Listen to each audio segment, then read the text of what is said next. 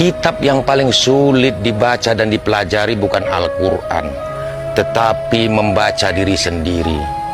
Kita kerap membaca orang lain dan melupakan bagaimana diri kita sendiri. Melihat noda di pakaian orang itu jauh lebih mudah daripada melihat robek pada pakaian kita sendiri. Dengan menghinakan orang tidak membuat kita menjadi mulia. Dengan merendahkan orang tidak akan membuat kita menjadi tinggi. Dengan menjelekkan orang tidak juga akan membuat kita menjadi baik, tetapi justru akan memperjelas keburukan diri kita sendiri. Tetaplah menjadi baik, sekalipun orang lain menyatakan diri kita buruk. Untuk apa kita tumbuh menjadi dewasa kalau cuma bisa membalas keburukan orang lain? Untuk apa kita sekolah dan belajar tinggi kalau pintar kita cuma mengikuti keburukan orang lain?